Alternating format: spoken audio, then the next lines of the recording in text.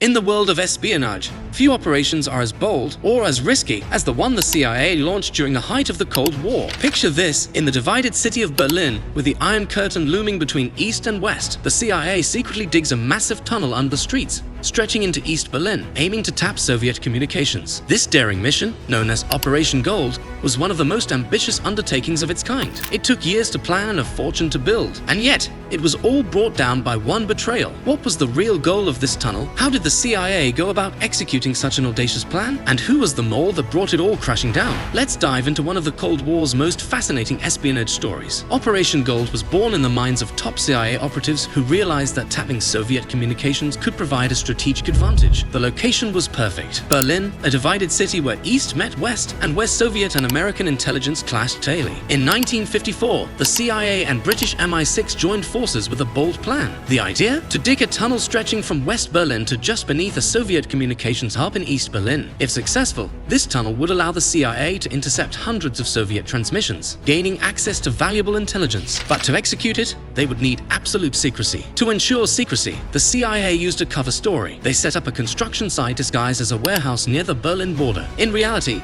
it was the entry point to their tunnel. The digging process itself was a massive engineering feat. Over the next few months, American engineers and operatives worked tirelessly, inching their way forward, navigating both physical and logistical challenges. The tunnel had to be soundproof to avoid detection, and the operatives had to contend with sewage systems, groundwater, and other obstacles. Despite the risks, the CIA pressed on. They even installed complex wiring to tap the phone lines without cutting them, so that Soviet officials would have no idea their conversations were being listened to. This mission took years to plan, millions of dollars to fund, and some of the CIA's best minds to execute. When the tunnel was finally operational in 1955, it was a success, at least for a while. The CIA intercepted countless Soviet messages, learning critical information about Soviet activities, plans, and potential strategies. For nearly a year, intelligence analysts in Washington and London pored over this new information, feeding insights to their respective governments. Operation Gold was celebrated as a major intelligence victory, one that had given the West a rare glimpse behind the Iron Curtain. But behind the scenes, something sinister was already in motion. While the CIA and MI6 were congratulating themselves, the KGB, the Soviet Union's intelligence agency, was one step ahead. Unbeknownst to the CIA, a Soviet mole within British intelligence named George Blake had already tipped off the KGB about the tunnel,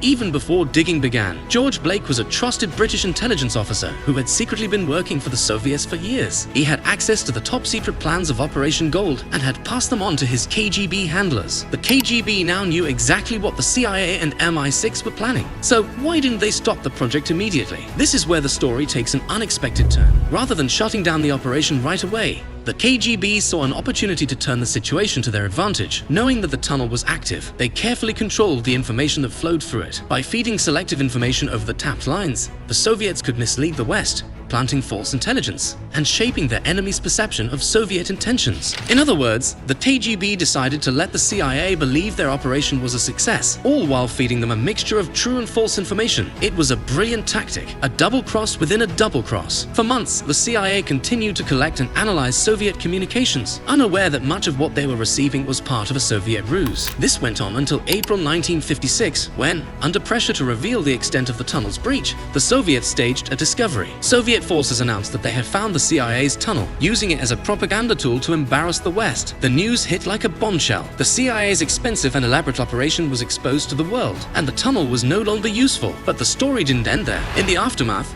Western intelligence agencies were left questioning how their meticulously planned mission had been compromised. Suspicion eventually fell on George Blake, whose actions would later be exposed, shocking the intelligence community. Blake was arrested in 1961 and confessed to his role, marking the end of a brilliant but devastating chapter in Cold War espionage. The exposure of Blake as a double agent was not only a blow to MI6, but a sobering reminder for all intelligence agencies about the dangers of internal betrayal. Operation Gold serves as a fascinating case study in the art of espionage, illustrating both the audacity of Cold War operations and the devastating consequences of betrayal. This story also reveals the psychological warfare that was at the heart of the Cold War, a battle not only of information but of deception and counter-deception, with each side trying to outsmart the other at every turn. Today, the The remnants of the CIA's tunnels still lie beneath Berlin, a physical reminder of one of the most ambitious intelligence operations in history. And while Operation Gold may not have been the success the CIA had hoped for, it remains a testament to the lengths intelligence agencies were willing to go to in their quest for information and an edge in the Cold War. In the end, Operation Gold reminds us that even the best laid plans are vulnerable to the actions of a single individual. And in the world of espionage, loyalty is both a treasure and a weapon, one that can turn a brilliant success into a costly failure. Thank you for joining us on this journey into the world of Cold War espionage. If you'd like to hear more stories of covert operations, betrayals,